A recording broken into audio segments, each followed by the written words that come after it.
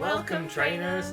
This is the Goldenrodcast, coming to you live from the radio tower in Goldenrod City. My name is CharlieChespin, and this is my co-host, JellieBee. Hello.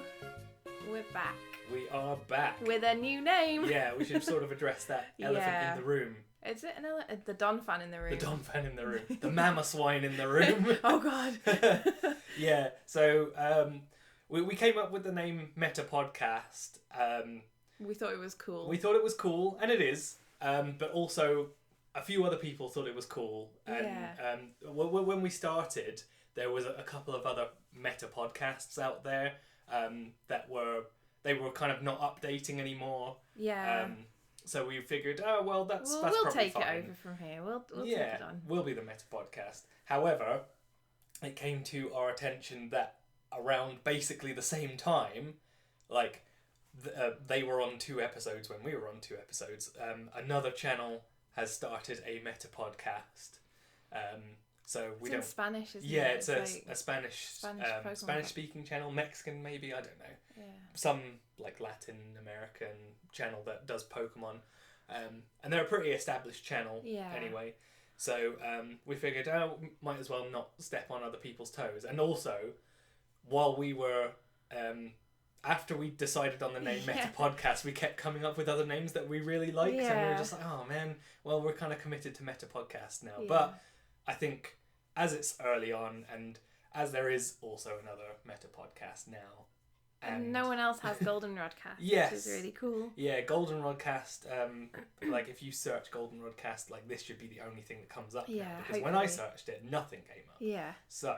And so I've got a bit of a frog in my throat today. I'll try my best not to cough all over the microphone, but I think it ties in really well with like our favourite sort of parts of Pokemon as well. Like personally for me, Johto is my favourite region. I don't know about you. What's your favourite region? Probably Sinnoh, but Johto's definitely like a really close second. And very close. Yeah, and also we like the theme song. Yeah, Goldenrod. Goldenrod, like town, city, like theme is pretty cool, which you will hear at the beginning of this podcast. So, thank you guys for your support so far. I hope you can deal with the name change. Let us know what you think about the new name. I know we asked you on the end of the last one what you thought of what we should do with the name, but let us know what you think of this new one. The new one, yeah. So, are we going to address the comment that we got on our last one first? Should we talk about that first? Yeah. Okay, so we got a very nice comment from Angie. Hello, if you're listening. Hello, Angie. And she asked us some questions, which I responded to some of them in a reply. However, I did say that I would answer like some of the more Pokemon-based questions on here. So she asks, what are our favourite Pokemon games, and is our favourite the first one that we played? It's a really cool question. Yeah. Because it's not just like, what's your favourite game, but it's got like because everyone's got that very special first game. Mm-hmm. Mine was Yellow. What was yours? My first was Blue. Blue. I mean, technically I did play Blue first, but it was my mate's bootleg copy. It was on a grey cartridge as well. Wow. And after you got the Cerulean City Gym badge, it would corrupt. Oh, brilliant. So, yeah. So I never got much. So Misty's the champion of that. Yeah. She was the final boss. Yeah. And so my favourite is Soul Silver, which surprises no one. Good really. And obviously previously it was Silver.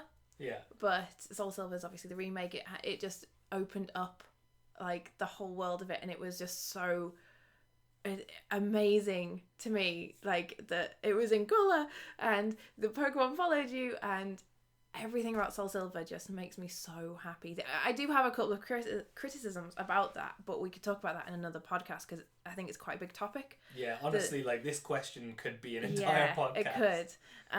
But I do have a very, very close second favourite, which is Platinum, which, oh my god, like I loved Diamond so much, and I put so many hours into it, but Platinum just really topped it. It was one of those games that came in and was like, everything you did wrong, we're gonna just sweep it up and like make it better. And it was just really clever, and like the Distortion World edition was so good. I loved that, and I remember catching the Giratina at the end, first turn in a quick ball, and I was like, this is my favorite game. But honestly, Platinum was just so good, and if it wasn't for Soul Silver, Platinum would be my absolute top favorite. And Yellow does hold a special place in my heart, but I would probably pick Let's Go Eevee over it.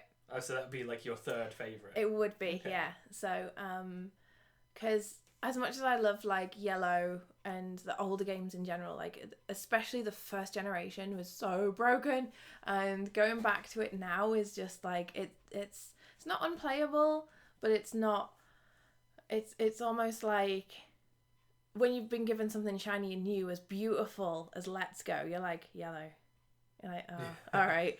And while like I appreciate everything that it's come from, I think like Let's Go just did such a beautiful job of remastering that game, and I would prefer to play Let's Go over Yellow. Okay. I do have a little. I'll swing over to Charlie in a sec, but I have a funny story about my Yellow. I still have the cartridge as well. I never traded in or like got rid of any of my games. The only one I don't have anymore is Diamond because it was stolen. But so I lived in Canada at the time, and Yellow had just come out, I think, and because I was saving up, well, I was wanting to get like Red, I think. I wanted Red instead, because everyone wanted Charizard back then. And even though it wasn't my favourite, I was like, I'll get Red so I don't look like a loser. And then Yellow came out, and I was like, oh my god, move over. And because Pikachu used to be my favourite Pokemon. Back in like Gen 1 times, Pikachu was my favourite. Yeah. And yeah, so I saved up. I did so many chores. I was like, what, like 8 or 9 maybe? I was really young. And I saved up so many dollars from doing chores. And I found like $2 coins, because in Canada they have like $2. Oh, the toonie. The toonie, yeah. Yes. And I know about that. It's like, it's got this like little gold bit in the middle. It looks like you could poke it out. Yeah. Or it's the silver bit and you can poke it. It looks really funny. It's kind of like the £2 coin. Yeah. And I remember finding one of those in a shoe. It's like really vivid memories of saving up for this game. Yeah. And it was $30, 30 Canadian dollars. And I went to a Walmart and I saw it in the glass cabinet, and this fella came, took it out of the cabinet like in front of me and gave it to me. And I went to the checkout, and growing up like British from a young age, and then like in Canada, and then like backwards and forwards. Oh, I think I know what's coming. Yeah.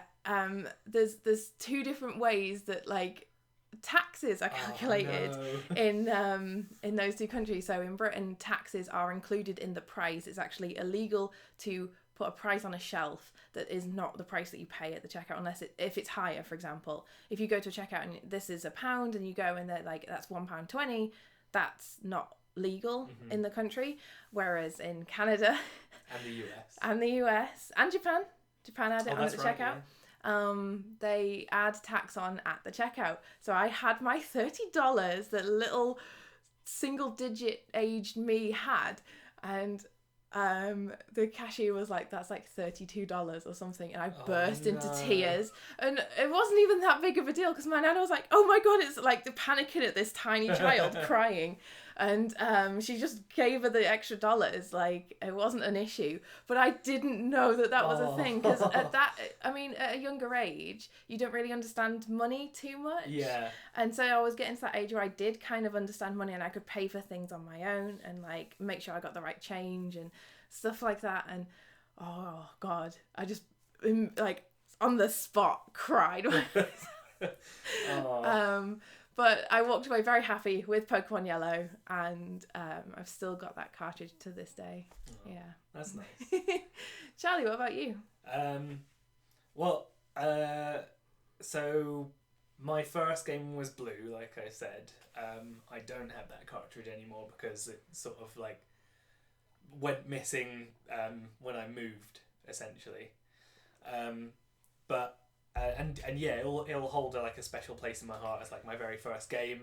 And I remember when I completed the Pokédex like 100%, I cried because like I'd beaten like the Elite Four, I'd caught all the Pokemon, including like I had the Mew and everything. Wow. And I got the little certificate that you can get from like the Game Freak building in Celadon City. And it was like, congratulations, you've completed the Pokedex. And I remember crying because I was like, there's nothing left to do in my favourite game ever. Oh, God. God, yeah, because like post-game, Gen 1, there was nothing. You could catch them all, but there's no like breeding or like There was no battles. Tower. Yeah, like anything like that. It's crazy to think that. Yeah, carry on, sorry. But yeah, so mine's basically like the opposite of yours. My favourite game is Platinum. It's just like I think I had like the best experience playing that. Like I think the Pokédex, like the selection of Pokédex in like the regional Pokédex is like on point. Yeah. Like for me, like there's so many cool like the early game Pokemon in that game are like really cool. Like I love Staraptor and like it's Luxray. cry. It's like screeching at you like. Sorry for anyone who had to listen to that. Charlie bringing in the Pokemon cries. We'll do a podcast where Charlie just like makes Pokemon cries and I have to guess them. Do like a Q&A. Q&A. What Pokemon is this? Who's that Pokemon? And instead of like a silhouette, you just get me making the cry noise. Oh god. Let me know if you'd like to see that episode, guys. But yeah, like the Pokemon are really cool in Platinum. Like not just like the 4th gen ones, like the new ones, but also like the returning ones that like Diamond and Pearl were obviously like really lacking. I think that was probably like it's weird to say this, but I think Diamond and Pearl are like my least favourite Pokemon games. Really? We know what mine are. Because they're just really lacking. Like the story's like a bit too convoluted. There's too much backtracking. The Pokédex isn't very like expansive. Yeah. Like I said, Platinum really polished it off. Yeah, it just fixed everything that was wrong. Like in Diamond and Pearl, there was literally only 2 fire like evolution lines. Yeah, it was really weird. Which one was the Chimchar line, which you'd have to start with, or it was Ponyta and Rapidash. So unless you either started with Chimchar or caught a Ponyta and wanted to use it, then you didn't have a fire type. Like, I'm sorry. And in a game where one of the Elite Four is a fire type user, and you have to fill out his team with a Lopunny with Fire Punch, a Steelix with Fire Fang, and I think Drifblim with like Flamethrower or Will-O-Wisp or something. It's just like, at that point, like, how do you not like say, maybe we'll put like maybe 3 more fire Pokemon in the region? I think I actually didn't even notice that until probably around Platinum, like quite a lot later when I was looking at more competitive stuff. Yeah. Because I don't use fire types at all. So I was like, this game's fine. Didn't notice. But now that you mentioned like the Elite Four member as well, I was like, oh my god, he did have it, and I didn't question that. What the hell? I mean, it's not like that uncommon for like type based trainers to use like one or 2 of a different type. Like Bruno's he's a fighting guy, but he uses 2 Onyx or like 1 Onyx. He's just Brock, but beefier. Yeah. And like Agatha from the first game, like she's supposed to be like the ghost type trainer, but really she's the poison type trainer because all of her Pokemon are poison type. But yeah, so Platinum is my like best number 1 favorite game, and then Heart Gold Soul Silver is like second for me because it's like for all the reasons like you like that. It's like so like the aesthetic is of that game is like so good. So good. And then I guess my third favorite would probably be Black White 2. I still need to play that. Yeah. It's the only one of the core series that I haven't played. It's really good. Like I think Black and White is kind of divisive because the regional Pokédex in Black and White 1 is just all Gen 5 and that's it. So it's kind of like a soft reboot, but then in Black White 2 you get that region, but there's like 200, 300 more Pokemon like from returning generations, and it's like the variety is there. Like that's what I really like about regional Pokédexes is like the variety. Yeah. So that's why Platinum's way better than Diamond and Pearl, and Black White 2 is way better than Black and White. Not that I don't like Black and White. I think Black and White's sort of like middle tier for me. It's like below average for me. Yeah. I mean, I'm not like upset with Black and White. I think it did what it did quite well, but the thing for Black and White with me was that I love the Pokemon in it. There's a lot of Pokemon I really like from Gen 5. I got so excited because in the treehouse there's a Galvantula on the treehouse video. Yeah. There's a Galvantula. I was so excited. I love a lot of the Gen 5 Pokemon, and I just didn't really enjoy the game that much. I think the game itself was a bit meh. I also really didn't like the story. Yeah. That was a bit tacky. Almost not. I don't know. I think because I came from Platinum, which had such a good story. Yeah. But I mean, like, even I don't expect Pokemon to have like a huge story, big convoluted. I'm not playing it for that. I played Danganronpa if I want a convoluted story. Yeah. But I think that's what they tried to do a bit too hard with Black and White, and I think that like they were like, let's just put in loads and loads of random story about religion or whatever. And I was like, all right, but Pikachu? Yeah. I prefer a Black White 2 story as well. So is it different? It's not the same game. It's not like how Ultra Sun and Moon is kind of like Sun and Moon Plus. Right, okay. It's literally a sequel. Okay, alright. I'm good. I've got White 2 at home, but I've just not played it. Yeah, well, I mean, we've been talking about doing like a joint playthrough of a game on stream. So we'll have to do that at one point. Like Definitely. we'll probably do like a Heart Gold Soul Silver one as well. Yeah. Like the Soul lock. Yeah. Soul Silver lock. Yeah. So like stay tuned for that because we're figuring out when we're going to do that, and it's going to be a fun time. So it is. But yes. So those are my top 3, and also it doesn't have anything to do with the fact that Cynthia appears in all 3 games. Because if that was true, then I'd have Sun and Moon a lot higher. Because she appears in the battle tree in that game. You're just like, I can't be caught. Like, being a fangirl. But I mean, it's a contributing factor, I guess. See, I do love Cynthia. I actually thought Sun and Moon was like your top tier. Which is quite heartwarming, thank you. No, I think Sun and Moon, it was fine. Like, I really enjoyed it in the first playthrough, but every time I've tried to like pick it up again, I just can't get through it because it's so like heavily like hand-holdy and tutorial-y in the first like 3 hours of the game. Like the whole first island is basically the tutorial island. Yeah. And it's the same in Ultra, which is why I kind of struggled to get through Ultra. Didn't even finish I think Ultra came out too soon, like after Sun and Moon. But that's a conversation for another day, I think. We'll do the Sun and Moon Discord. Yeah. Me ranting for 20 hours not that they were bad. Because like I said, I enjoyed it. Like, I actually really enjoyed Sun and Moon when it first came out. Like, the first playthrough of Sun and Moon was awesome for me. Like, I don't know, it hit a lot of points for me, but in the overall ranking of Pokemon games, I think it would be mid-tier along with, like, Black White. Okay. Like above Diamond and Pearl. To be honest, like I would rank Black and White along the same. I liked X and Y a lot more than those 2. Yes. And that's not just because Chespin's in X. Yeah. Yeah, so I hope you liked our answers, Angie. And let us know what yours are.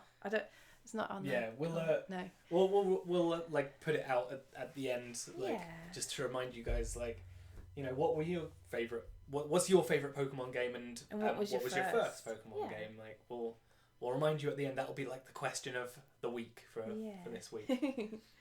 So we're going to talk about the other mama swine in the room, the explosion of outrage, just like the sheer outrage. I can't even get my words out of the hashtag Bring Back National Dex. Yes.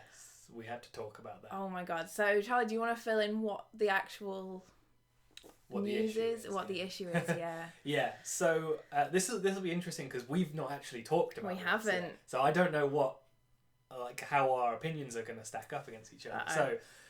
So it was revealed at E3 this week.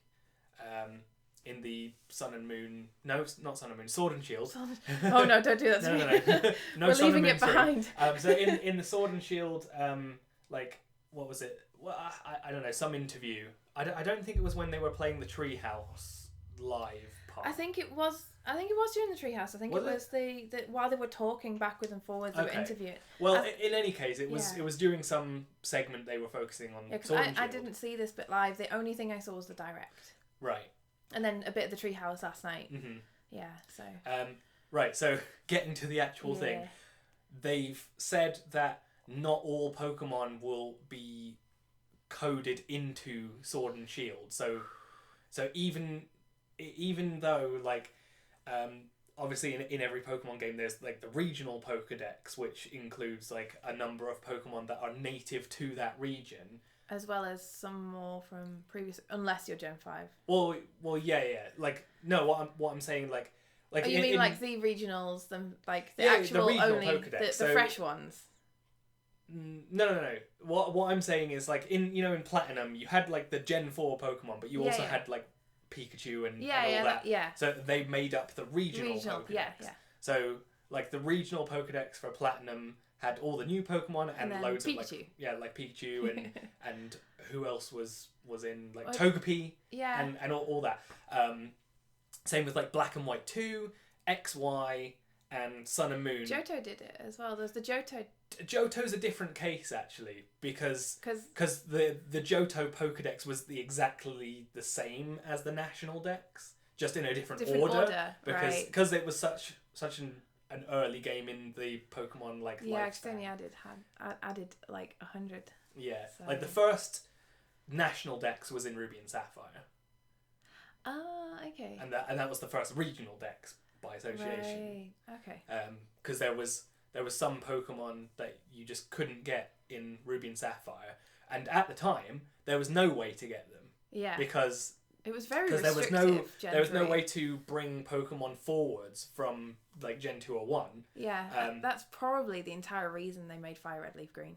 Well, yeah, and Colosseum as well. Colosseum. I mean, the fact that they took out Night and Day, you could no longer get Espeon and Umbreon. Yeah. And so they put Espeon and Umbreon as your starters for Colosseum, and then you could import them, and that's like the only way you could get them. I think you could still evolve them based on what the clock said, but it wouldn't, like, you wouldn't have like a visual cue of like, day and night. I didn't know that. I thought you just couldn't. I mean, I might be wrong. That could be the case, but I think like I don't think they would let you sort of. I don't know. I mean, they took out night and day. Like, they could take out anything. They definitely did take out the day-night cycle, but they didn't take out the clock because that's how berries worked. But then that the whole berry glitch after, like, is it 100 hours or something? Something like that. And berries stop growing, and you're like, well, I guess I'll die. Yeah, they had to patch that with the Jirachi bonus disc that came with like the Colosseum. Which not everyone. I never had that. I did. Did you? Yeah. That was cool. Because I got my GameCube quite late. Not only would that transfer a Jirachi to your game, it would fix the berry glitch as well. They're like, have this. The berry glitch, I'd never noticed happening on my Sapphire. Nor did I. I wasn't super concerned with berries. No, it's really weird. I got really into berries in Gen 4 though. They were more important for like battling in Gen 4 onwards. So. But yeah, so so getting back to it. Basically, the announcement was not all Pokemon are going to appear in the Galar Pokédex, and there's going to be no National Dex. Yeah. So the Pokédex is limited to the Galar Regional Dex in Sword and Shield, and that's it, full stop. And obviously, that's very upsetting for a lot of people.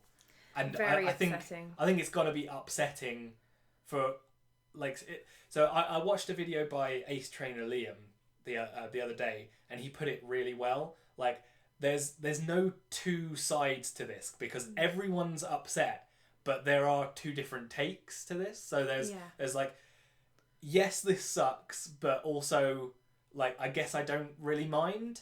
Like, because it's still going to be a great game, and like no matter what, like it's going to be like a really awesome Pokemon game. It looks really cool, and I'm still going to enjoy it. And like maybe my favorite Pokemon Zapdos isn't in the game, but is that going to make it like a worse game?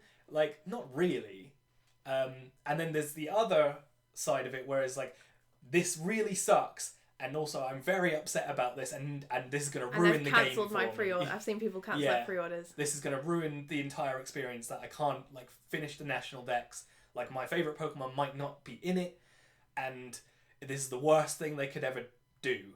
Yeah. So what camp are you in? I'm... Oh, God.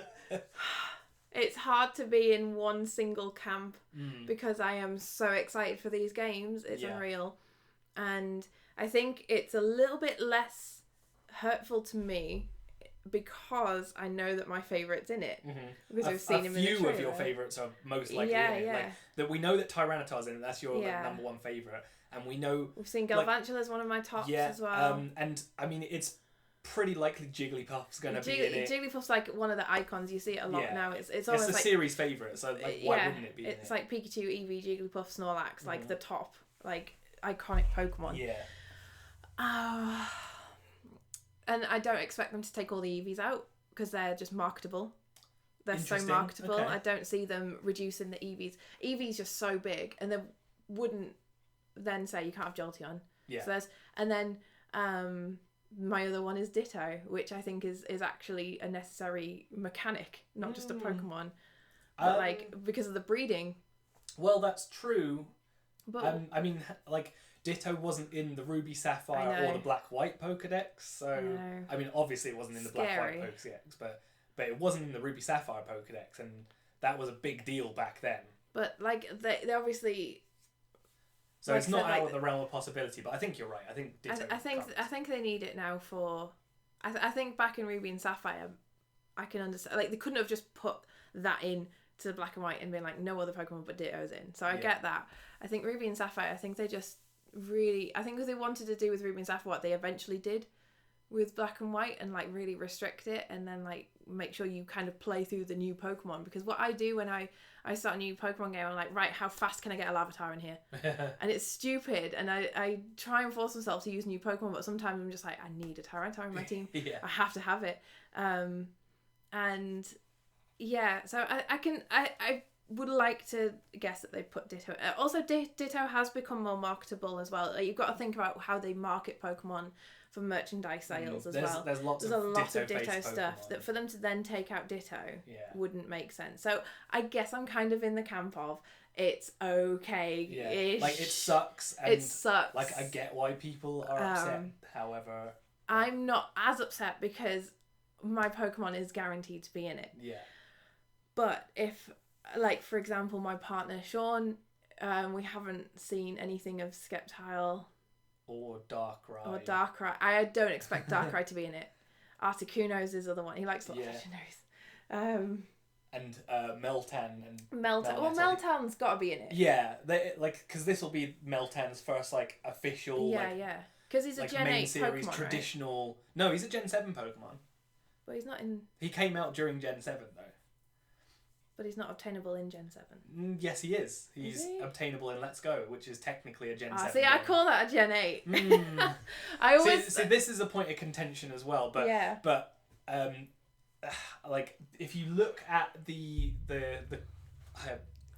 I don't know what it is, like the coding number of Melmetal and Meltan, they've got, like, a prefix that groups them in with all the Gen 7 Pokemon. Right. So if you want to be very, very technical, then they are Gen 7 Pokemon. So I think I'm with you. I think they'll probably be in it in some capacity, just because this will be like their first like actual real Pokemon game. I can see them being sort of obviously they're a mythical, but it'd be kind of cool if they were like a swarm mythical, like that you can get them in. Like in Pokemon Go. Like in Pokemon Go. Yeah. Like, I like the idea of it being a mythical that's just everywhere. Yeah. But, I mean, there has been some news come out since, and Masada has been on file, apparently, to say that it is not 100% confirmed that there won't be additional National Dex expansion later. He said that there's not currently any plans for it. Yeah. But I mean, after this backlash, maybe there will be. Or, I mean, it really depends on on what they were planning to do, because like I think it would be pretty easy for them to like release waves of Pokemon as like Dynamax raids. Yeah, definitely. Or just patch into the game like 30 Pokemon at a time. And also, like they've never said how many Pokemon are going to be missing, because so we're expecting so Melmetal is Pokemon 809.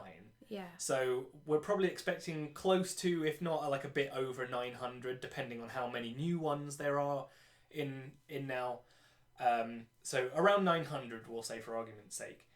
And if you count up all the legendaries that are in the game from Gen 7 and before, and all these starter Pokemon, that's like around 150 like in total. And obviously we know that Charizard and its line is in the game, and we know that Mew is obtainable through the Pokeball Plus, so we'll discount those. So it's around like 150, 140 just of like older legendaries and starters that are, I think those are the most likely not to appear in the game. Yeah. Is definitely the old legendaries. We know that they've put Charizard in, so some of the starter lines are probably going to make it in. So I'd like to see maybe like all of the starter lines in, but I don't know how realistic that is. Maybe like 100 to 120 conservative estimate are like definitely not based on that logic. So what if that's the only Pokemon that just aren't in it? Just that like group of 100, and it's mostly legendaries. I wouldn't lose sleep over the lack of legendaries, because I think it's really weird when you play another game and there's like that legendary, but you're like, but that was in... Yeah. Why is there a Dialga in Galar? Like, what? Yeah, it doesn't make sense. But what I think I don't like is the possibility of not having them in game. I understand fully catching them. Yes. Not being able to catch them.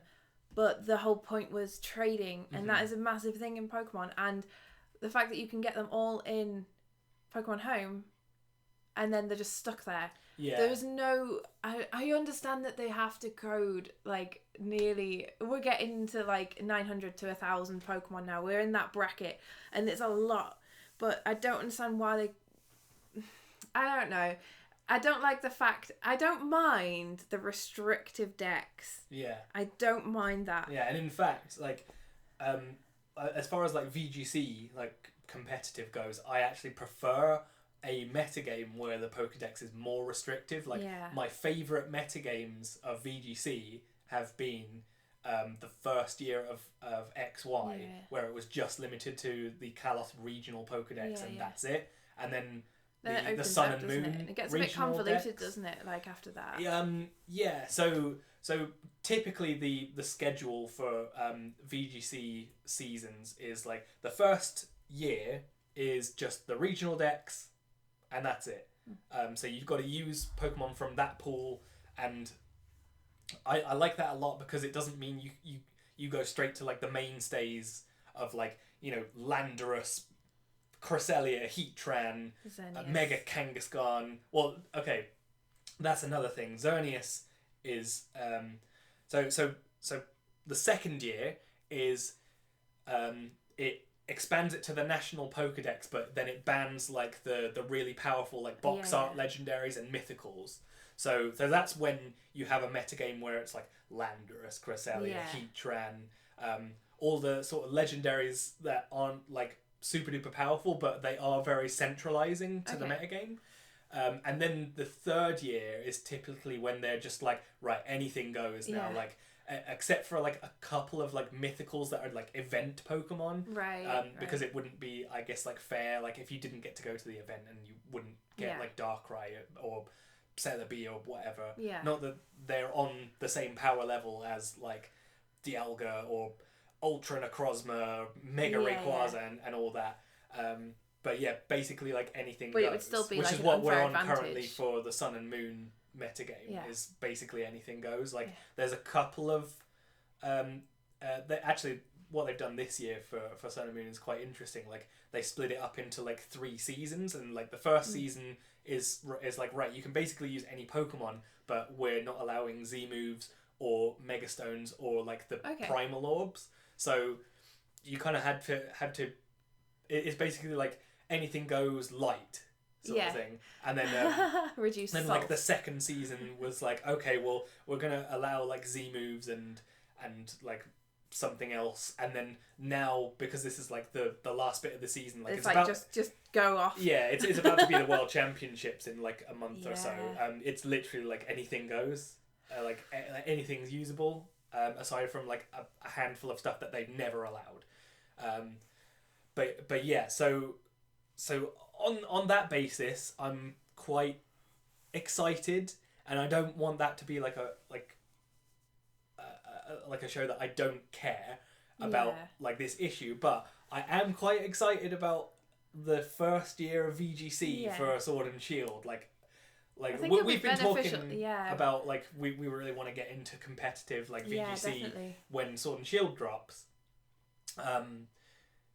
And I think it's going to be really good because it's not like you go to like the powerhouses, like tried and true Pokemon. You have to sort of like start again. Yeah, in a way, like yes, of course, there's always like dominant strategy. So like we'll probably see like, you know, Tyranitar is like always good in VGC. He is OU, like Smogon at OU. Yeah, well that's a different format. Yeah, but I would say Tyranitar is actually better in VGC than it is in singles. In a way. But I'm like, my baby's overused. But like, bless him.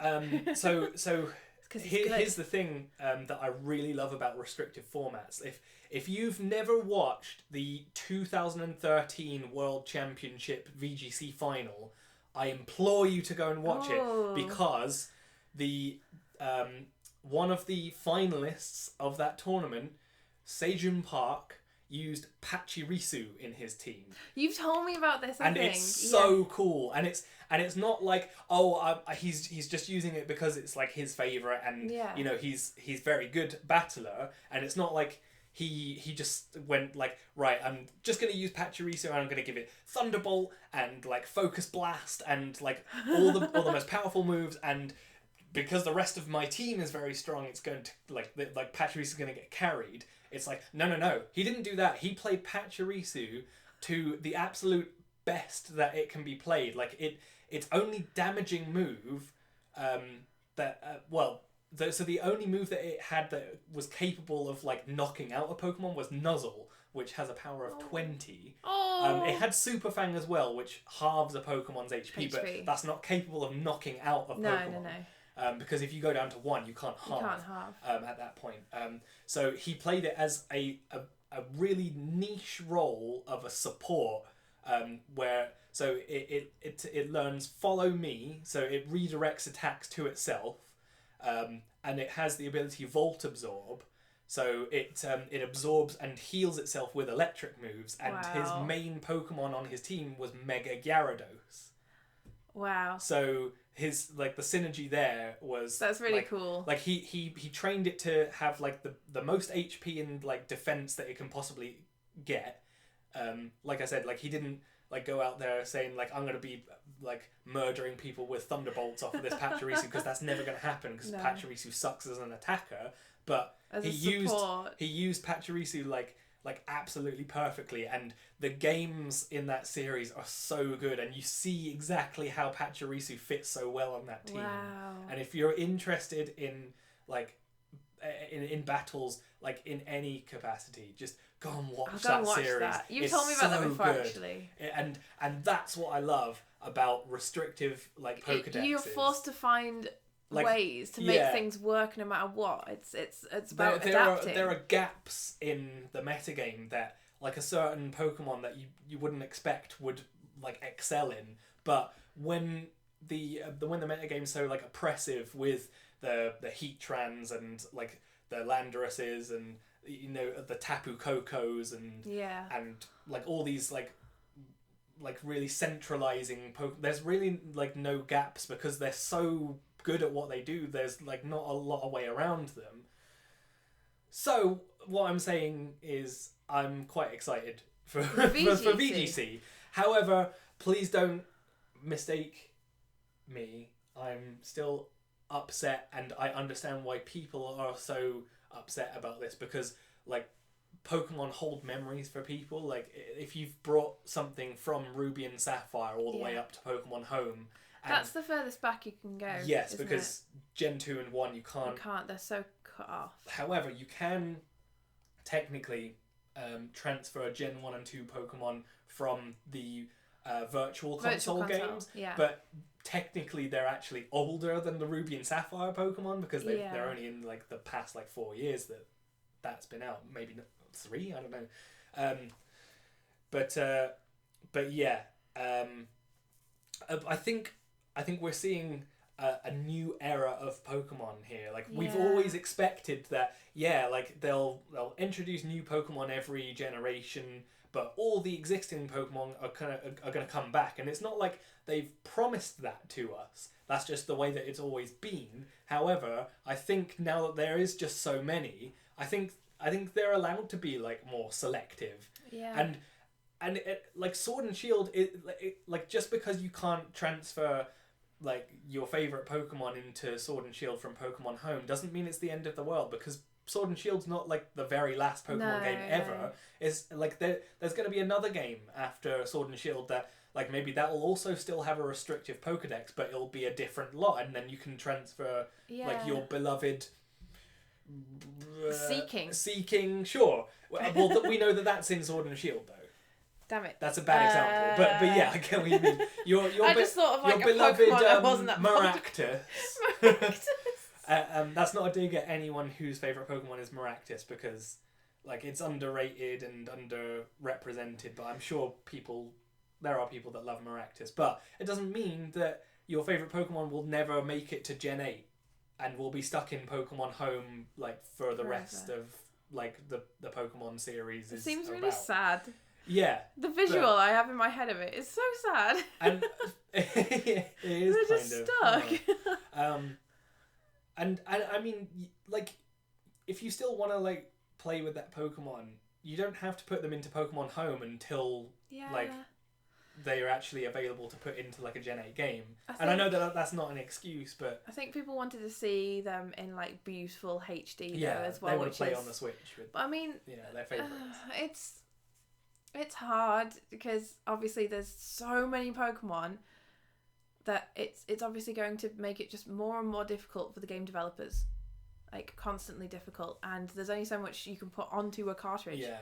Like there's no other game going that has this amount of stuff like that's like constantly updating. So it's not just like the Pokemon, you've got to store all the different moves, you've got to animate. And I know there's the memes going around about like how crap the animation for Scorbunny's double kick is, but there's animations, there's move animations, there's everything has to just like work completely, and there's a lot of what's the word, like things, variables I guess, and there's just so many things you have to put in, and it's like we don't want Game Freak to run themselves into the ground completely. No, of course not. And they're always doing something where they've put in so much into these games that they just completely take off one of the functionalities. Like X and Y had no 3D, and people kicked off. Yeah.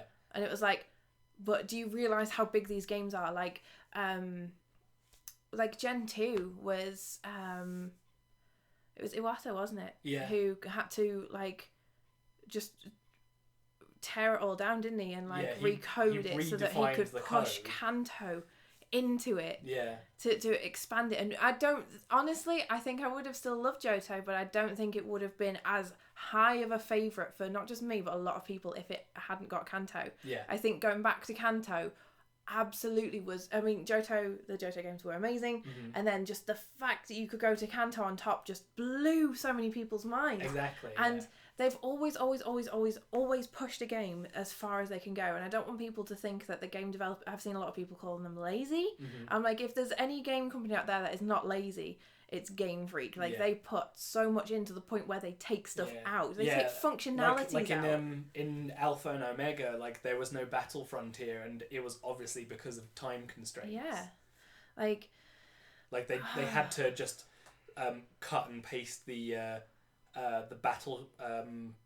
Chateau, I think it was, which was the post game from X and Y. They just had to cut and paste it into Alpha and Omega, which was a shame, because I think a lot of people would have loved to see the return of the Battle Frontier from Emerald. But yeah, it was obviously because like they just didn't have the time.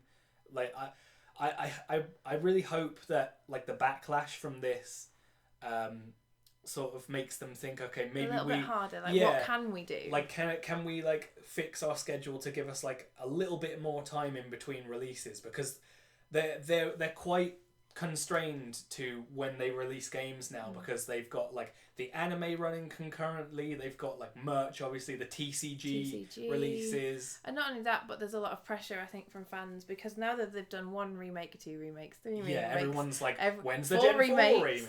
And it's like, we've had 2 Gen 1 remakes and no Gen 4 remake, and the fans are like, excuse me, like, knock on the door, where's Sinnoh? And everyone's just like, that's got to be the next game. It's got to be on Switch. And the pressure from such an enormous fan base must be quite terrifying. Yeah. Because you've got fans from all different aspects of this huge, multifaceted media thing that's not just the games, like you said, it's merch, it's TCG. Not only is there the casual players, there's the mid-tier players, there's the competitive players. They've got to organise the competitive side of it, and it's a huge thing, and people seem to think it centres around the core games, but like they have to make sure everything's running just to the same quality every time. Like they can't just put all the efforts into the core game. There's so much that needs to. I mean, they like I said, if they're working on like a remake of Sinnoh for whatever reason, then there's parts of the department on that as well, and then people are complaining. Like this is all just hypothetical. If people are like complaining, oh, there's not enough people working on Sword and Shield because we're missing things that we want, but then at the same time you don't know, they could be working on Sinnoh, and that's why some of their department is working on Sinnoh and not on Sword and Shield, and you can't have it every single way. And I think what I've seen from the reaction, unfortunately, is a lot of entitled people kicking off before they know all the facts. And that's what I'm saying really about horrible. Like we don't know which Pokemon will be excluded. Yeah, we don't know what Pokemon. They haven't said like a number, like, oh, it's going to be 600 Pokemon. Yeah. And if it's 600 Pokemon, that's a ton. A lot. Like in like Platinum's Pokedex was like 300. Like Black White 2's was around there. XY's was like 400. Like 600 Pokemon in a regional Pokedex is still like huge if it's that number. Yeah. Like. And even if it's like what I was saying earlier, where they just basically cut all the old legendaries and just be like, well, you know, they're only legendaries and they're sort of associated with the old games. Yeah, like if you have a box art legendary, why would you expect it in another region? Like I wouldn't want to walk down that. 100 Pokemon cut. Yeah. Like, and they're just saying like, oh, you know, there won't be every Pokemon available, but it's gonna be pretty much most of them. You probably won't be able to get Mesprit, and everyone's like, what? I'm like, who cares? Yeah. Sorry, any Mesprit fans out there. Yeah. I think it's cool, but like I wouldn't cancel my pre-order because Mesprit wasn't in it. But like I said, it's difficult for me because my favourites are like confirmed. I have my basic favourites, which I've got an Evolution, I've got Jigglypuff, and then I've got like Tyranitar, which is such a common, I think if they took Tyranitar out, there'd be a lot of unhappy like competitive players, to be honest. I feel like he's quite popular among the competitive. Yeah, but then also they'll probably be like, oh, meta without Tyranitar, that's going to be refreshing. I mean, it's weird because like I don't really know a lot of people who do really like Tyranitar, but when I come across one, they always seem to be into more competitive stuff anyway, like proper into battles and stuff. I just like him because he's spiky, and I feel so like I'm just like the one in the corner, like I like him because he's green. and it's like for me, like I'm of the thought that Chespin's probably likely not to appear in Sword and Shield, and that's gonna suck. But I've got my Snorlax, I've got my Arcanine, they're confirmed. I like the idea of getting starters from people in game though, and they'll give you like one of 3, like at the end of, is it Emerald? Yeah. You go and get one of the Johto starters. Yeah, and same in I think like Heart Gold, you get one of the Kanto starters after. Yeah, I think so. And maybe I'm pretty sure the same thing happens in that game, like where you get like a Kanto starter, or maybe a Hoenn starter or something. Yeah. I forget. It's been a while since I've played that far into that game. It's like really far end game, isn't it? Yeah. I never managed to get to the Johto starters, so for me to complete my Diamond Dex, I had to get I had to play Colosseum and get the Bayleaf, Croconaw and Kolava from there. Okay. And transfer them up over and then breed them. That was the only way I could get the Gen 2 starters. Like, Gen 2 was really hard to get hold of back then. It was really cut off. Yeah. Really cut off. It's the same, like I said, with Umbreon and Espeon. There was like, in the Gen 3 games, getting them was just, anything Johto was just completely rare and cut off. It was so weird because it was the previous generation. Yeah. It was really odd, to be honest. It's like I was saying before, we're in kind of like this new era where they're basically curating the Pokédex in a way, and I think that's going to be quite fun.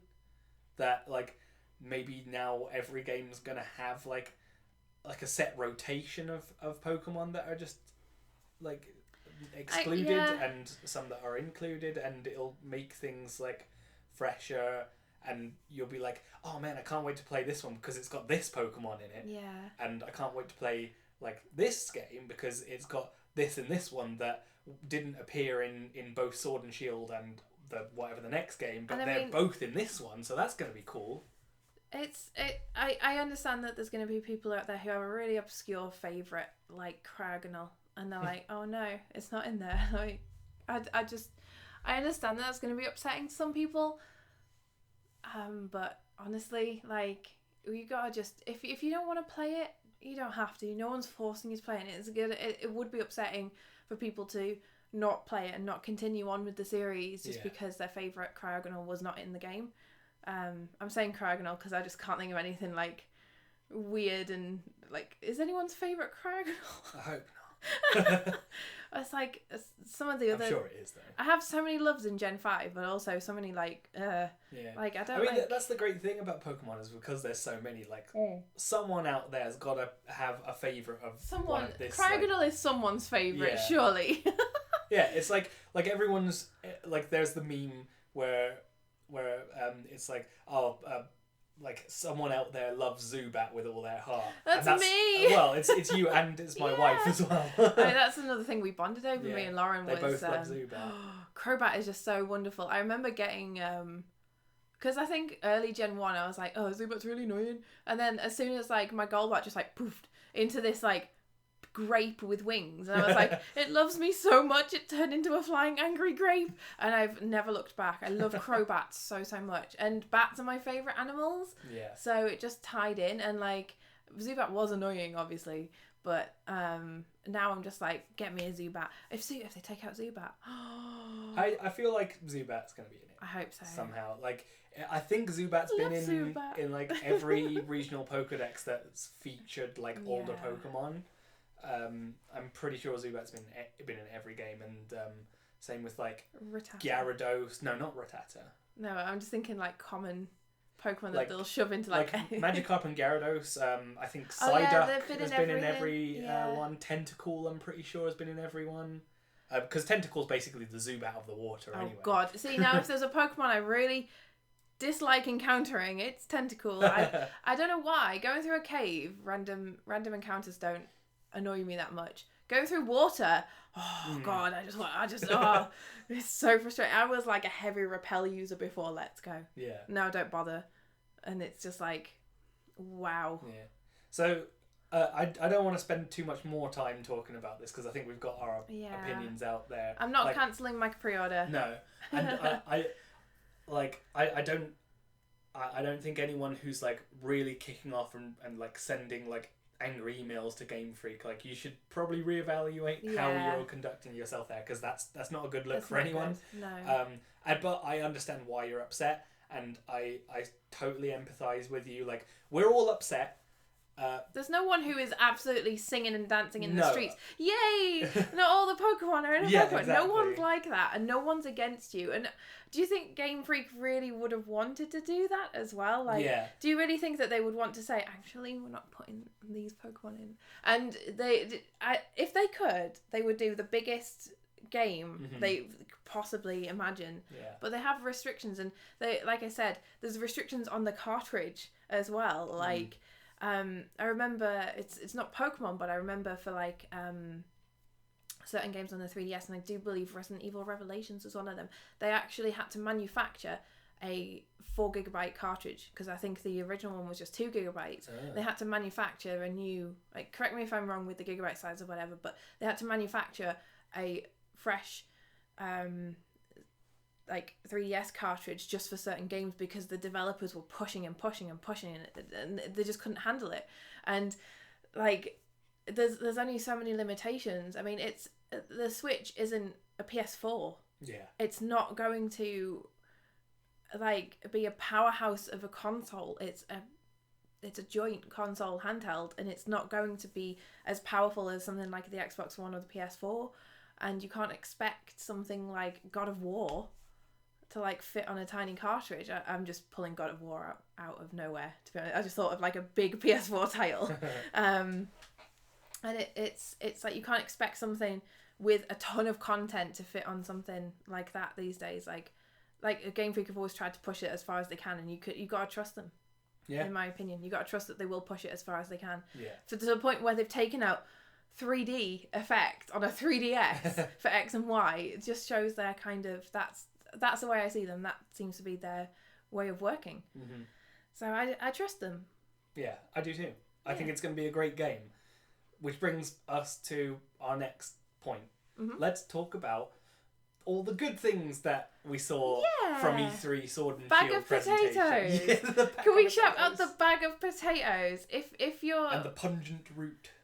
The pungent root, that was gross. I was like screaming like, what's the sparkle? So like, that's really cool. Like there's elements of like food. Do you think it's going to be like Breath of the Wild and you cook? Maybe you so like cool. Make your own potions or something. I love that in Breath of the Wild. I mean, spent so long on it. So like the first thing is like it's got major Breath of the Wild vibes. The wild area anyway. Like.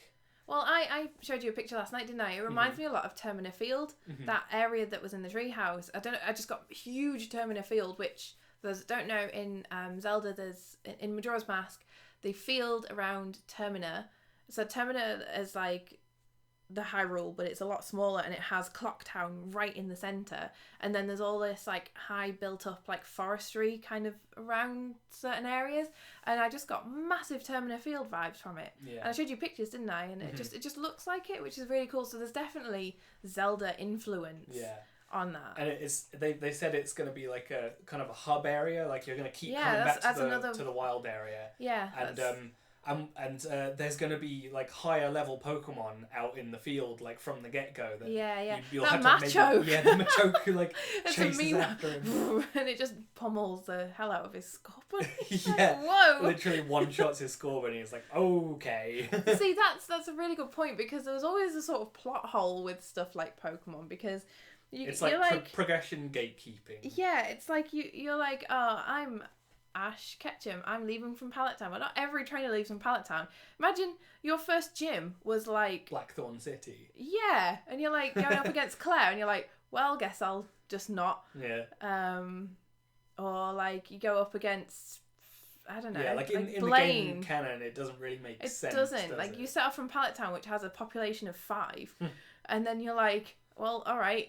I mean, there's people that walk around Pallet Town. Where are their houses? Yeah. It's so weird. They kind of address this in the Pokemon Origins anime, where like in his first gym battle, Red, he's like up against Brock, and Brock's like, oh, how many gym badges do you have? And he's like, well, I don't have any. So he's like, oh, then I'll only use these 2 Pokemon here.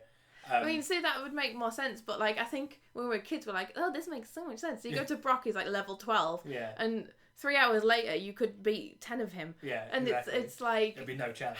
How are you a gym leader when like my mate is like down the road, like goes to Joey, has got higher Pokemon than you? It's so weird. Yeah. But the fact that they're mixing lower and higher level sounds really cool. But I can see a lot of people being booted back to the Pokemon Center early on. And there's still like sections of the wild area that like have different attributes. Like there was that bit where he goes like towards the lake, and it comes up like, oh, this is south lake or whatever it was.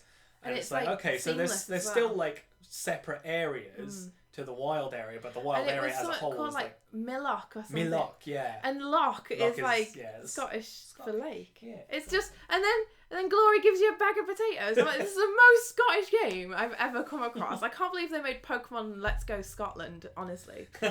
I mean, isn't that a bit more Irish? Like potatoes? I don't know, they really they like Everyone the potatoes in England and Britain and Ireland, I guess. If you don't eat potatoes, then like, especially on a Sunday. Well, I just thought like, you know how every region's got their like local delicacy, like the Castelia cone. I hope it's a fried Mars bar. I really hope a fried Rage candy bar. Do you think? If it is, I will honestly cry so hard. That'd be so. I was gonna say what if it's Magikarp and chips?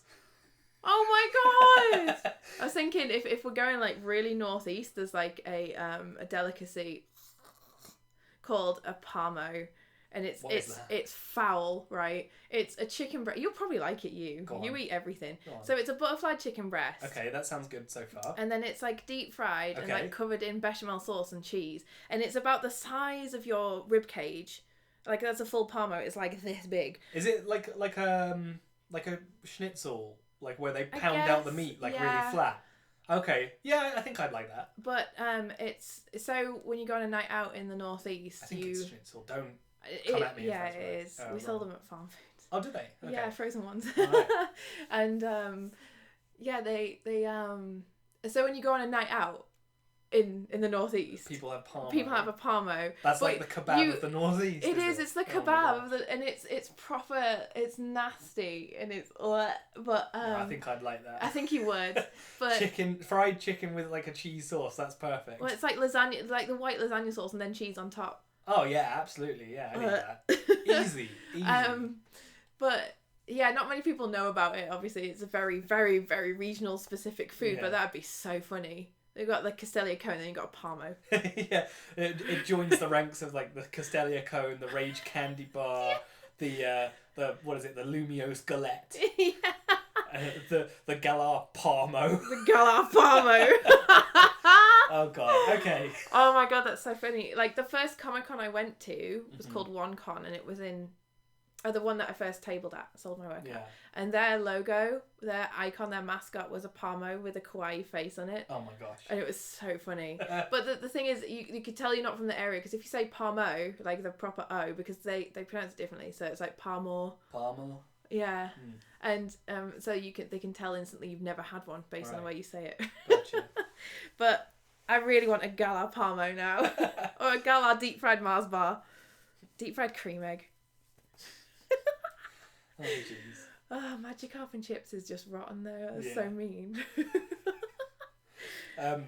So the wild area looks really cool, and they sort of showed off how there is overworld Pokemon, but there's also still random encounters. Like you'll see like an and exclamation you're fighting point. them again. Yeah, it's traditional fight, weaken, catch. Kick the hell out of that bug because it's weaker than you, and then throw a plastic ball at it. Yeah, that's are Pokeballs metal or plastic? I think they're metal, probably. Are they like I don't know. I mean I don't know. They're like cosplay foam, like you know, stuff that gets really hard. Like in the manga, they're just like they're like glass almost, aren't they? No, like see-through. They're just a gachapod.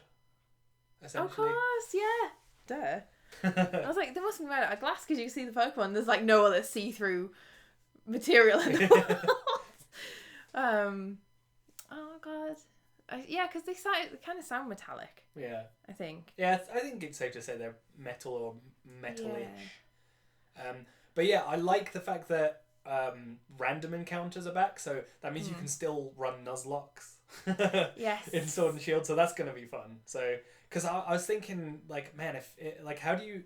I don't know if people. I've never actually watched like a Nuzlocke of Let's Go. I was like, how do you do that? Do you just like, because multiple Pokemon will like pop up at the same time. You'll be in the grass and there'll be like 3 Pidgeys and a Chansey like coming for you, and you're like, you just say like whatever which one hits me the first is like you stand in the grass and you wait, and maybe the Rattata like zooms for you. Yeah, maybe that's what they do. Which would be kind of weird because the longer you stay in grass, there's stuff like Wild Rapidash and like because if you like catch Ponyta and chain them, and then you stay in the grass long enough, a Rapidash will appear. However, you wouldn't be able to chain in a Nuzlocke. Exactly, which is really sad. So it's like, yeah, the way that they set up the encounters in Let's Go, kind of, you will always have like the original crappy Pokemon that's in the grass. Well, you can still put a lure on, and it'll make the rare encounter spawn like a bit faster. Yeah.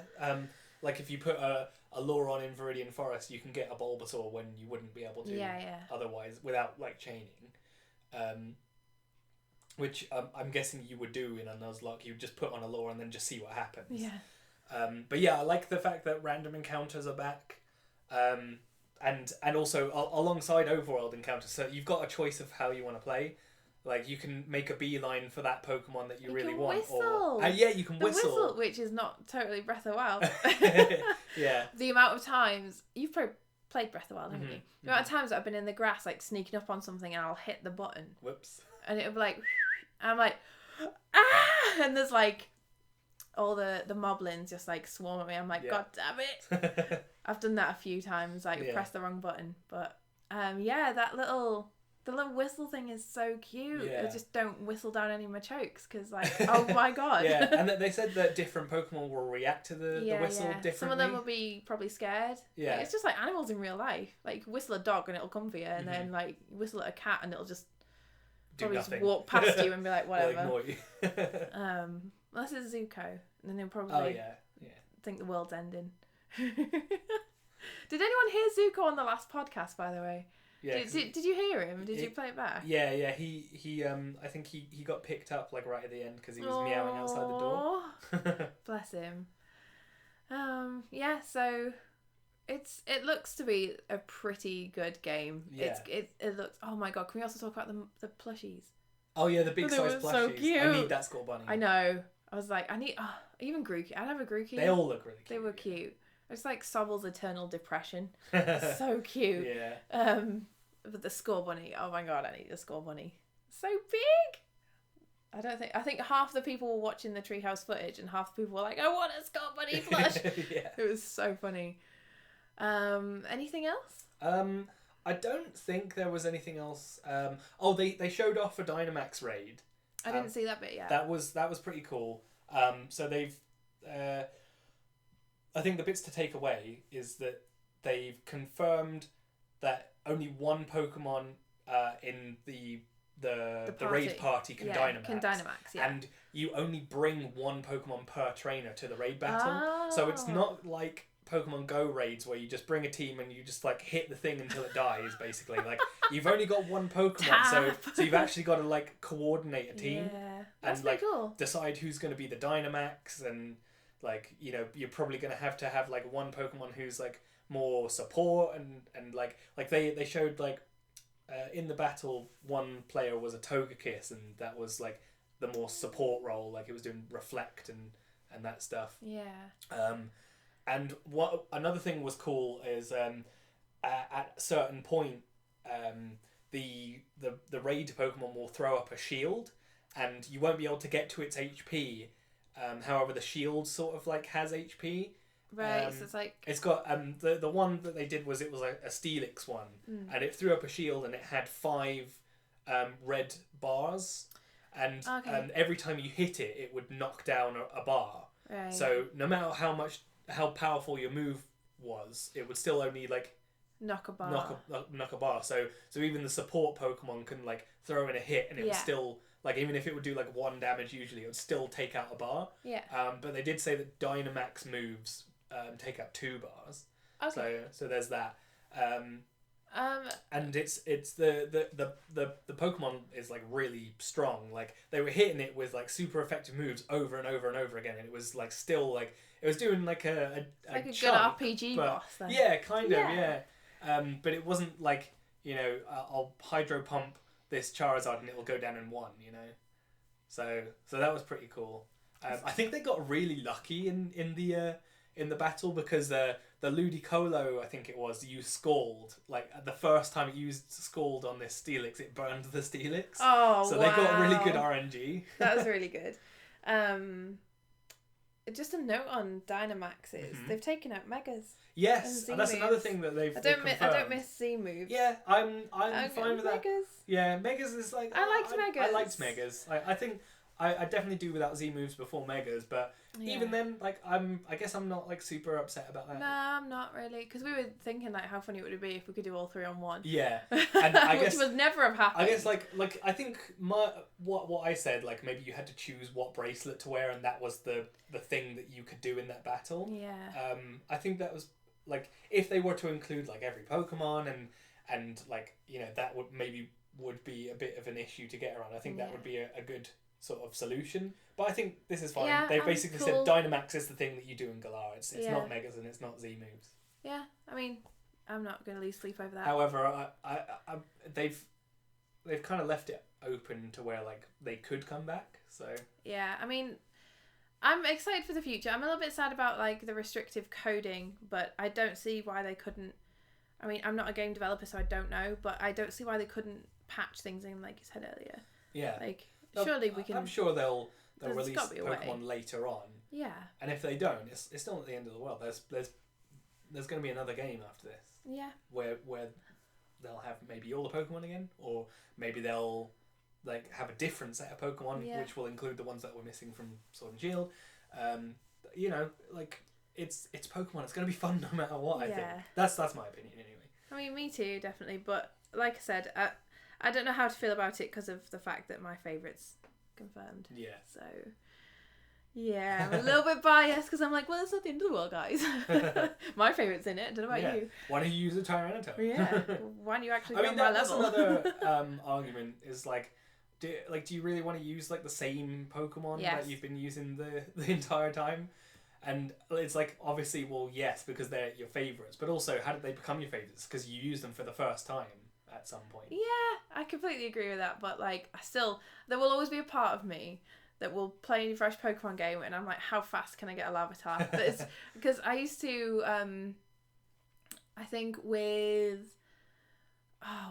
was maybe, I don't know, one of the games I legitimately got as far as I could before I could trade, and got myself a Larvitar in it straight. I can't remember which one it was. Could have been Platinum. I don't know. I honestly can't remember, but like it got to a point where I was like, I want it to be my starter. Yeah. And I actually I put my starter in the box and used Larvitar as my starter. And I can't remember which game it was. It was really fun though. I also I really want to play a randomizer at some point because I love the idea of different starters. Yeah. Like I watched one the other day and it was like Metapod and Zapdos and something else, and it was like, what the hell? I mean, I'm like we said before, we've got plans to do like a dual playthrough. I'm sure we'll do like a randomizer. Randomizer, definitely. Like I'm currently playing through Red Plus, which is like apparently you caught a Jigglypuff. Yes. Yeah, I missed that. So Red Plus is a ROM hack. Don't tell them. Because that's not technically like. I thought it was a real on the shelf game. So it's basically Pokemon Red, like the Gen 1 game, where they've updated it to have like I think it's got like Gen 2 graphics, and it's in colour. It's got like the physical special move split. It's got the fairy type in it. Yeah. It's got Pokemon from later gens. I think they have to be related to like Gen 1 and 2 Pokemon. Like Sylveon's in it, Leafeon, Glaceon. So things like I've got a Togepi on my team. Yeah. Actually, it's a Togetic now. It was really quick evolve. Nice. Like I'm not even at the second gym, and I've got a Togetic, so that's pretty cool. My love for Togepi came in from the one I think it was in. I'm fairly certain it was the Soul Silver one, and it had that move as an egg move. I can't remember. It was a psychic. Extra sensory. Yeah. And mine was a beast. It was just like pummeling everything. It's just this tiny happy egg, and it was a tank. You know you can beat Morty with that level 1 Togepi. You can beat his Gengar, right? Because so that his Gengar's only got Ghost type moves along with Sucker Punch, and Sucker Punch is Dark type, and because Togepi's normal type in that game, he can't be hit by the Ghost moves, and you've only got 5 PP for Sucker Punch, and Sucker Punch only hits you if you're using an attacking move.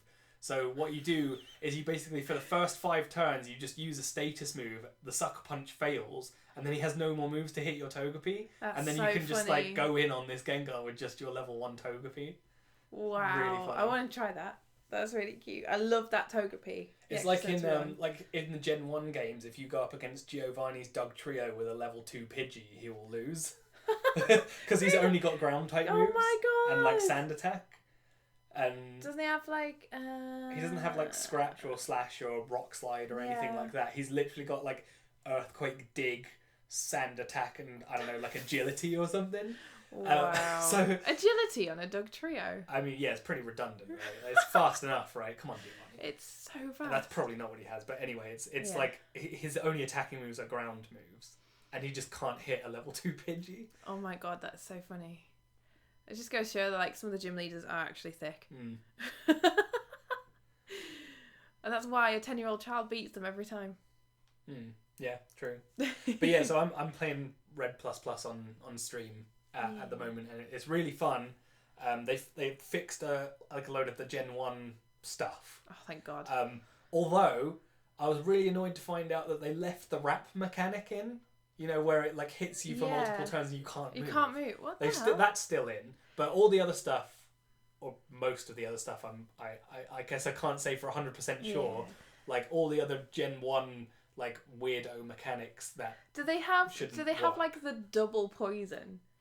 So when you like, I'm there's sure like normal poison and then there's like toxic poison, and that still is in my head to this day. I'm like, if I use toxic, it's more poisoned. It's like it doesn't make sense because you could have like poison powder, but then they had like toxic did more damage, didn't it? Yeah. And it was like ultra poisoned. Yeah. So well, that's still the. No, I thought it was taken out. No, toxic still does that.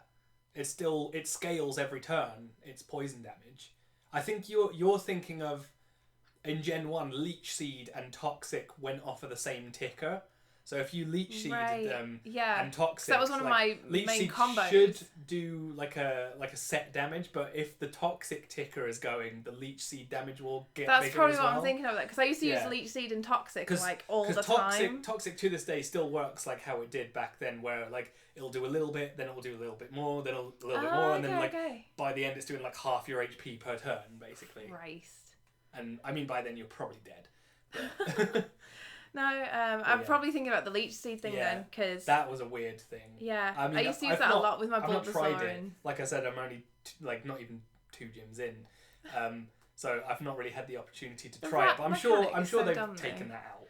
Like, yeah, the fact that you couldn't move during rap. Yeah. That was bizarre. Yeah. And like... And you can switch out, though. That's weird. You can't move, but you can leave. It's the opposite in the later games. Like, you could still move while in rap. It would hit you at the end of every turn, but you can still move, but you couldn't switch out. So, I don't know. So, they've kind of flipped it. Maybe they actually meant to code it the other way around and literally just did it wrong. Yeah. There's a lot of stuff wrong with Gen 1. But yeah, I'm hoping they've addressed basically like every other thing other than the rap mechanic. Maybe they just left it in because they liked it. But yeah, Red++ is fun. You should come watch. It's twitch.tv / CharlieChespin. Miss JellieBee. What? No. Now I'm changing my Twitch handle. Oh, okay. Yeah, that's true. Yeah, that'll happen soon. Yeah.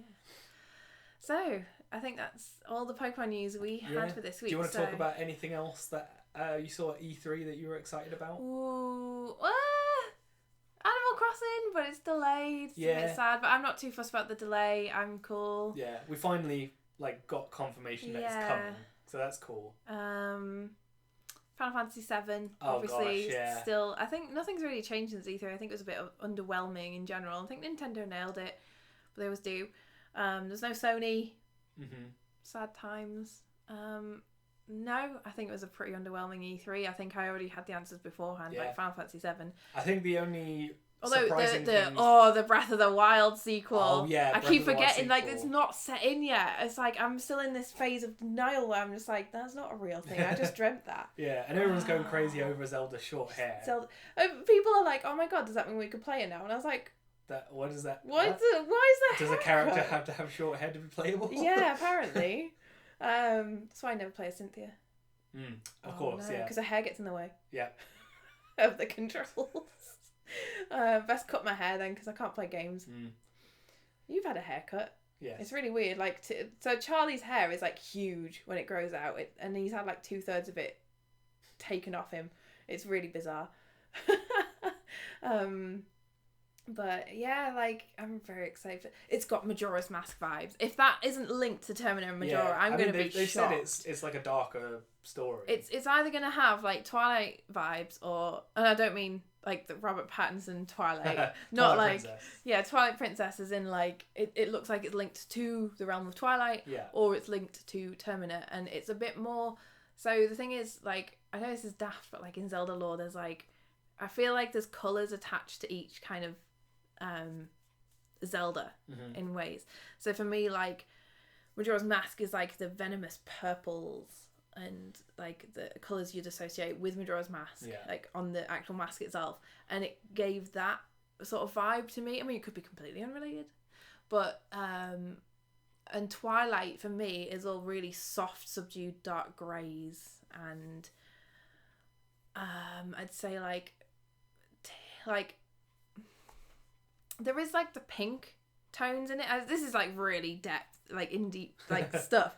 But like Twilight to me, so you go in and like when you get to the realm of Twilight, and everything's got like this kind of like soft aqua and like dark greys and stuff.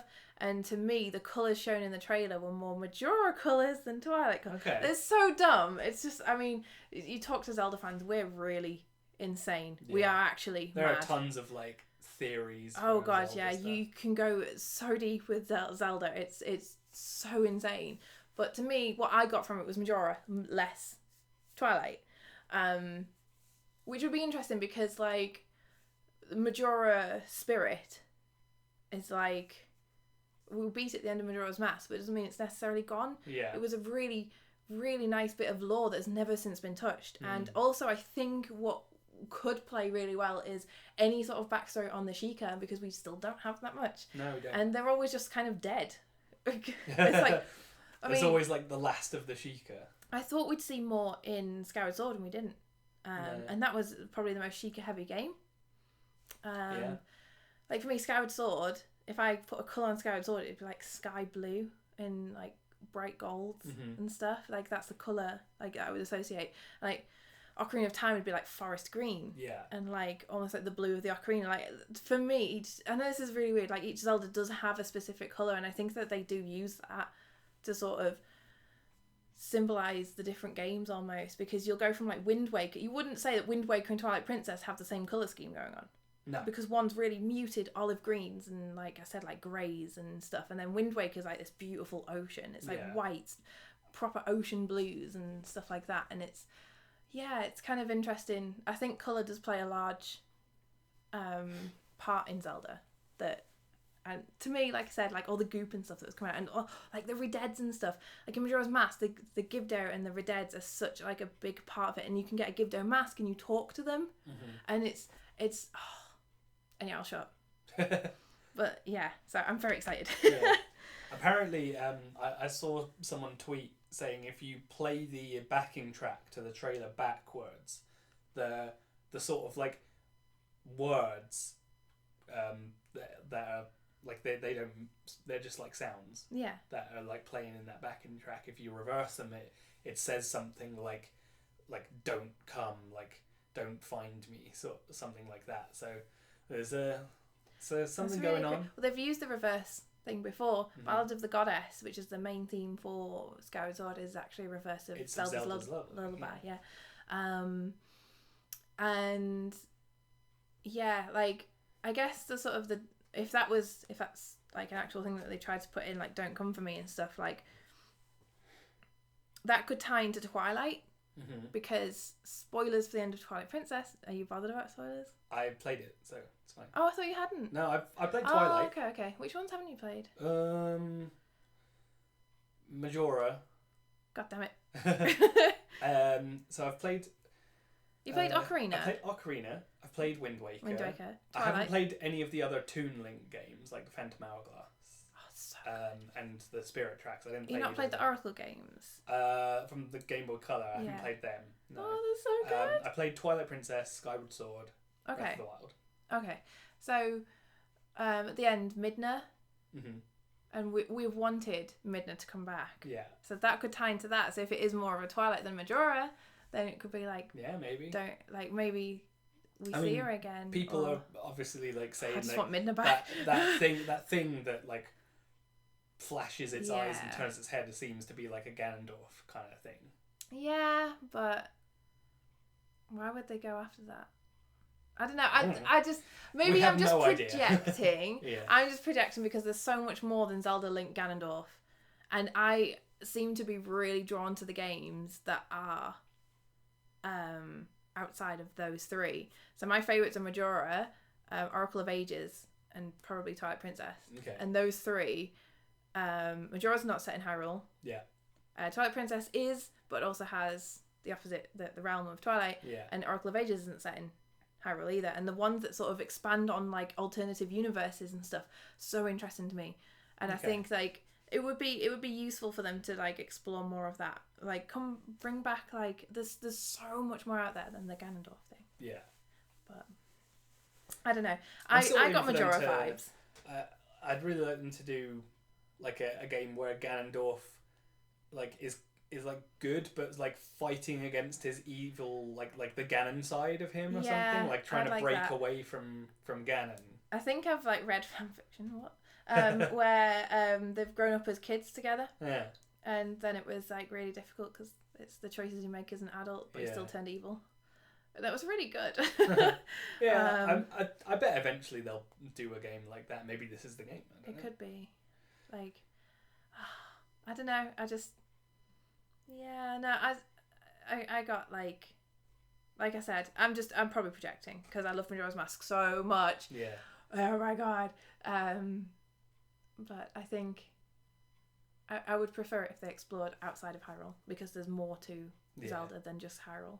I'm sure they're not going to bring back like the exact same map as Breath of the Wild. Like, well, I mean, imagine Lowell though. Well, they've showed like they were in some sort of like underground like cave or something. So maybe there's like underground exploration. Or that's something. another thing that ties into Majora's Mask is when you. So you're in the Lost Woods in Majora's Mask, and then you go down. You fall down like this big pit and end up in the clock tower. It's almost like you definitely go like underground to get to Termina. Yeah. It's almost like it's like digging and coming out on the other side of the planet. That's how I always like thought of it.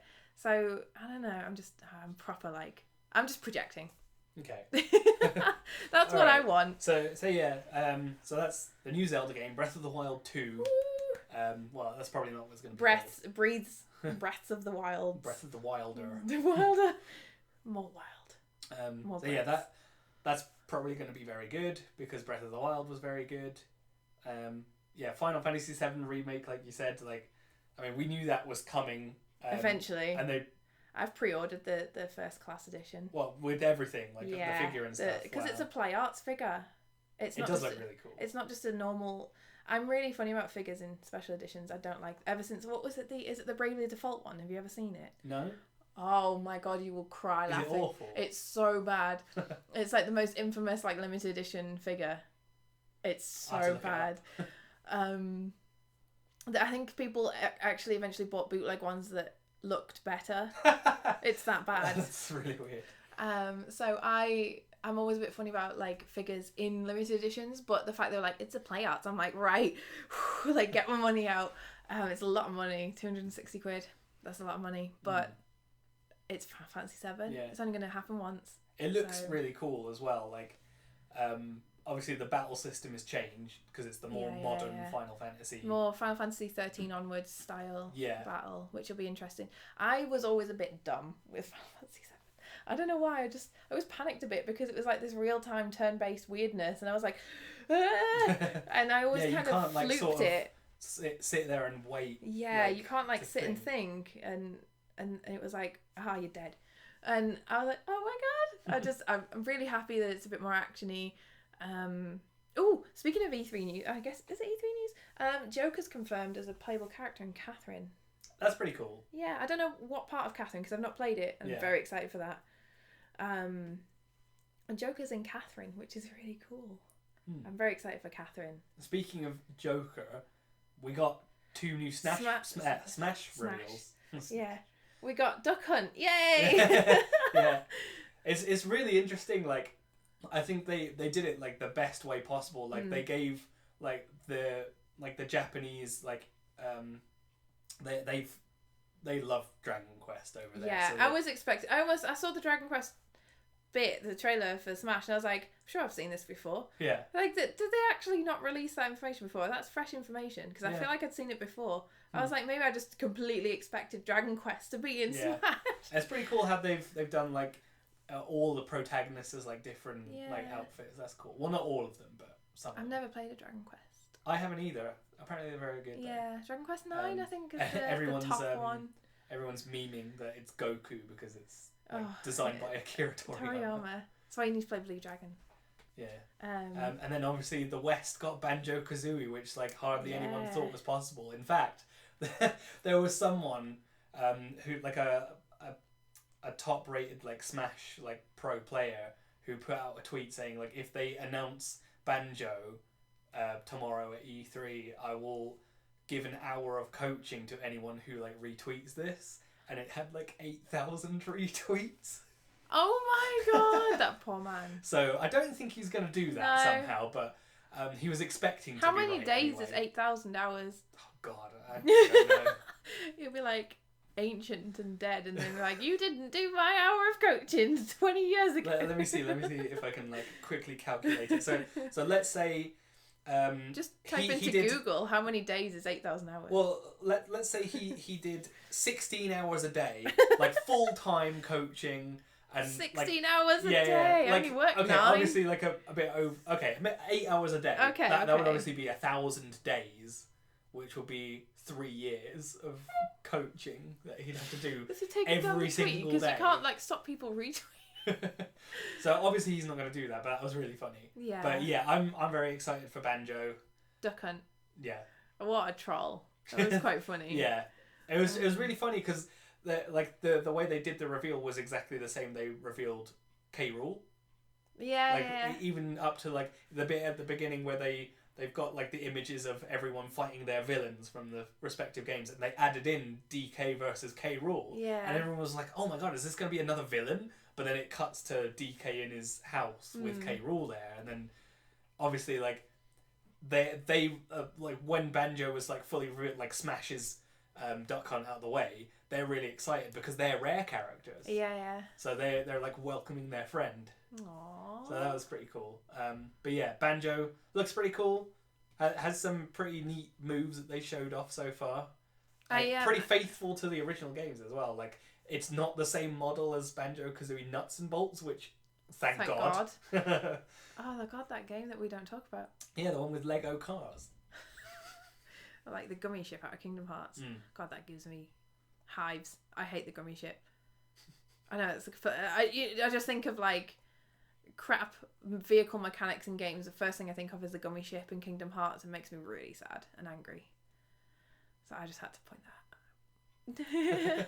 But yeah, no, Banjo-Kazooie, like, we were kind of expecting it, wanting it, everything. Yeah. It's really cool. I still haven't got Joker. You haven't? No, I've been playing. I've got the Fighters Pass. Have you? Oh yeah, you did, didn't you? Yeah, I'm pretty excited. I need to get Joker though. He's really fun.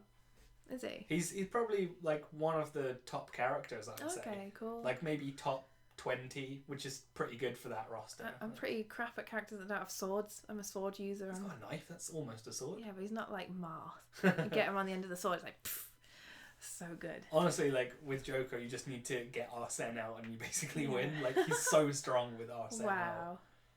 Which is funny because in Persona, you're expected to throw away your first Persona because it's crap. It comes back at the end. Yeah, but I kept Narukami. Oh, what's it called? Izanagi. I kept that for ages, and I was like, why am I so bad at this game? And I was like, I don't want to swap him out. I'm not going to swap him out. And I just ended up doing it. Yeah, rip. At the end of Persona 4, you can like refuse like a super strong Izanagi though, kind of. Only if you've still got the original one though, I think. Yeah, or something like that. Because I was told that I have to keep the Izanagi as well. Not to use, but they're like, don't get rid of it. Like, don't crush him into another Persona. Mm-hmm. And so I was like, just use him all the time. Yeah, no, because your starting Persona as the MC is just pretty naff. Yeah. Arsene's pretty naff. Bless his heart. He looks cool, but I'm just like, nah, mate. Box that. It's like you get your first Pidgey, you box it. Yeah, exactly. Yeah, so what did you think of E3 overall? What's your rating of E3 this year? Probably below average. Yeah. I think aside from Nintendo, I think everything else was kind of like obviously there's the memes about Keanu Reeves and Keanu Reeves was that E3. was fun. Okay, and, I give E3 4 Keanus out of 10. Okay. It was a pretty crap one. I mean, to be fair, my favourite E3 it wasn't even broadcast, it was the Twilight Princess one from like 2004? God, that's a long time ago.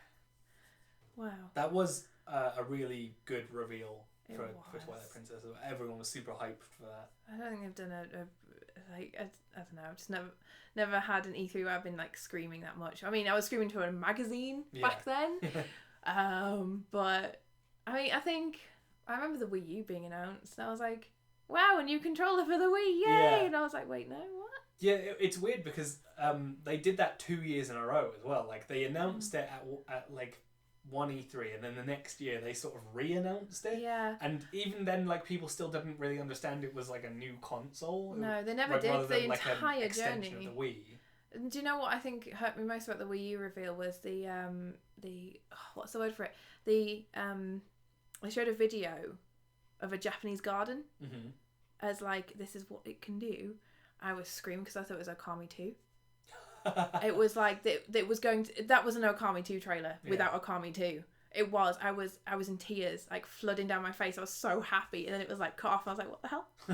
I was so upset, like, because the thing about Okami is the licensing is so tied up in so many different places, because Clover Studios is now Platinum in parts.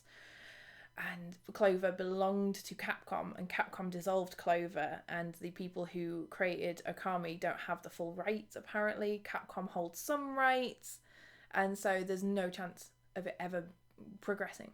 And it makes me very upset. And I thought, maybe they've solved their differences, we get Okami 2! Like, crying my eyes out, because the ending is so open. Yeah. It's so open on Okami. And I was like, and no.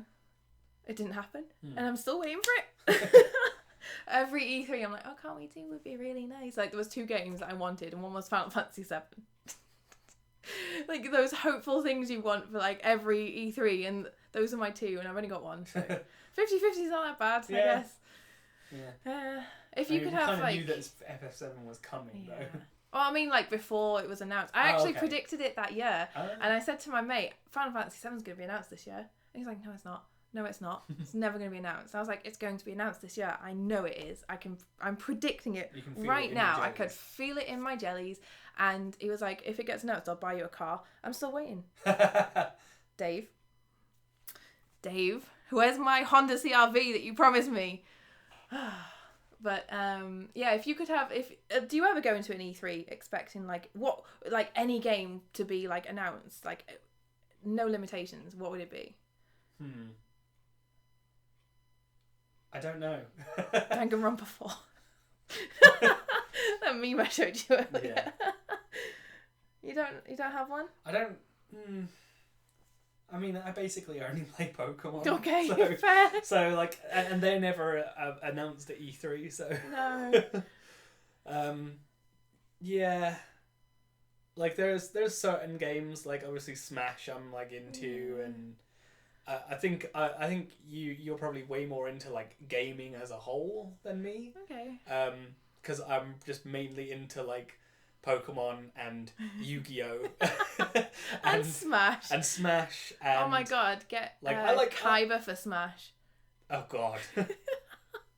Every one of his moves, he summons a different card or something. Yeah, it's not even Yugi, it's just Kyber. Yeah. With his blue eyes. Yeah. And then he rips up Blue Eyes. That's his ultimate attack. That's his ultimate. That's his final smash. Yeah, his final smash. He just rips up a Blue Eyes, and everyone starts crying. That's it. Like, if you can't have it, if I can't have it, neither can you, or whatever. Yeah. I can't remember what was his motive for doing that. He's such a pillar. Because he had the other 3, and you can only use 3, and because there was 4, then if he just got rid of it, then it couldn't be used against him. Yeah, so dumb. Kyber, what a lad, I guess. So why don't you keep it for yourself? I know. Put it in a frame on the wall. Yeah. Go nuts. No. And then Exodia getting dumped in the water. I was really upset at that because I was like, oh my god, it's so powerful. And then like, the bug guy, isn't it? Weevil. Yeah, he like dumps it in the water. And to be fair, I'm like, well, Yugi might as well go home. I mean, like, obviously, if he still had that in his deck, you'd always be like, well, he can't lose this because he can just eventually draw Exodia. I love how like you get like a foot and you're like, yes. I am 1 foot closer. But yeah, that's interesting. Yeah, because I always have like, for me, the top now would be Okami 2. Yeah. Wow. I can't really think of any games that I'd love to get a sequel like more than anything. Platinum 2. Yeah. I mean, that's basically what a Gen 4 remake is. I mean, if they announced that, but like you said, Pokemon really gets talked about at E3. It's only the latest few years that they've really talked about Pokemon. For a while, Nintendo weren't even like doing E3. They weren't like at E3, but they were doing stuff at the same. Like they just did a Nintendo Direct. Yeah, at the same time. I remember the first year that they were like, "We're not coming to E3." I'm like, "What do you mean?" You're like, "We're gonna have a presentation," and I'm like, "Nintendo Direct." It's not gonna work. Isn't that when they started doing Nintendo Direct? Yeah. But now they're doing both, which is great. And it also avoids like, oh my god, okay, so my favourite thing out of E3, every E3, is the cringe. Have you ever watched E3 cringe compilations? Oh yeah, like the giant enemy crab. Do you remember that? It was like, it was like a Sony presentation or something like that. It was definitely a game for like the PlayStation 3, I think, just showing off what the PlayStation 3 could do at the time. And they were like, oh yeah, this game, it was like a game about samurais or something. Okay. And it takes loads of influence from like the feudal Japanese periods. And then they were like, so here's this giant enemy crab. And it's just like, oh yes, exactly like what they had in feudal Japan. Yes. I think... And that was a meme back then. I forgot about the YouTuber guy from last year who couldn't present. And it wasn't something like Need for Speed. And he just couldn't talk. And because they'd hired a YouTuber to do it. And he was like, yeah, it's Need for Speed. Yeah. And it was really bad. I'm looking forward to watching like a highlights reel. Highlights reel, yeah. I mean, PewDiePie's kind of done one. That's really funny. Yeah. Like a E3 cringe. Already. Because you can't get the cringe as much now on Nintendo because nothing's live. Yeah. I miss Reggie though. I do. The Bowser thing was quite funny. Yeah, that was funny. I was like, I twigged after like a couple of seconds. I was like, oh, it was interesting Bowser. Though because in Japan they call him Koopa. Yeah, so it doesn't make much. So I think they had to like explain the joke, right, in like the Japanese stream.